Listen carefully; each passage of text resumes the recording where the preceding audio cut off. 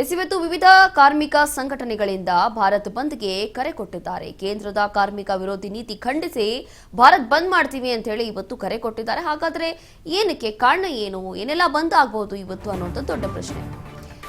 CITU ಹಾಗೂ ಎಐಟಿಸಿಯುಸಿ, INTUC, ಎಚ್ಎಂಎಸಿ ಹಾಗೂ ಎಐಸಿಸಿಟಿಯ, ಎಲ್ಪಿಎಫ್,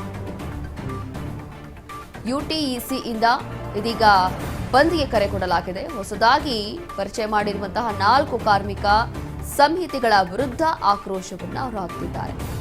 ಇಂದಿನಿಂದ ಕಾರ್ಮಿಕರ ಹಕ್ಕು, ಉದ್ಯೋಗ ಭದ್ರತೆ ಕಡಿಮೆ ಮಾಡಲಿವೆ.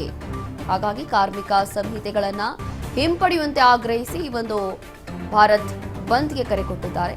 ಇಂದು ದೇಶಾದ್ಯಂತ ತುರ್ತು ಸೇವೆ ಹೊರತುಪಡಿಸಿ ಉಳಿದವು ಬಂದ್ ಆಗುತ್ತಾ ಅಥವಾ ಎಂದಿನಂತೆ ಇರುತ್ತಾ ಅನ್ನುವಂಥದ್ದು ಪ್ರಶ್ನೆ.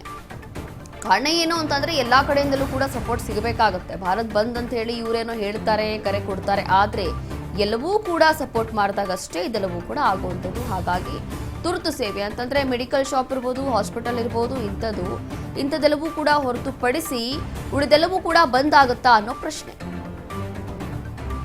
ಇಂದು ದೇಶಾದ್ಯಂತ ಏನೆಲ್ಲ ಇರಬಹುದು, ಏನೆಲ್ಲ ಇಲ್ಲ.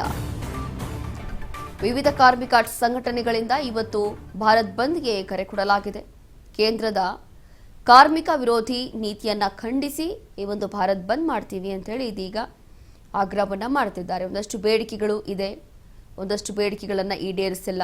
ಅದರಲ್ಲೂ ಕೂಡ ಹೊಸದಾಗಿ ತಂದಿರುವಂತಹ ಈ ಒಂದು 4 ಕಾರ್ಮಿಕ ಸಂಹಿತೆಗಳ ವಿರುದ್ಧ ಈ ಒಂದು ಆಕ್ರೋಶ ಕೇಳಿ ಬರ್ತಾ ಇರುವಂಥದ್ದು. ಹಾಗಾಗಿ ಇಂದಿನಿಂದ ಕಾರ್ಮಿಕರ ಹಕ್ಕು, ಉದ್ಯೋಗ ಭದ್ರತೆ ಕಡಿಮೆ ಮಾಡುತ್ತೆ. ಹಾಗಾಗಿ ಇದೀಗ ಕಾರ್ಮಿಕ ಸಂಹಿತೆಗಳನ್ನ ವಾಪಸ್ ಪಡಿಬೇಕು ಅಂತ ಹೇಳಿ ಈ ಒಂದು ಬಂದ್ಗೆ ಕರೆ ಕೊಡಲಾಗಿದೆ.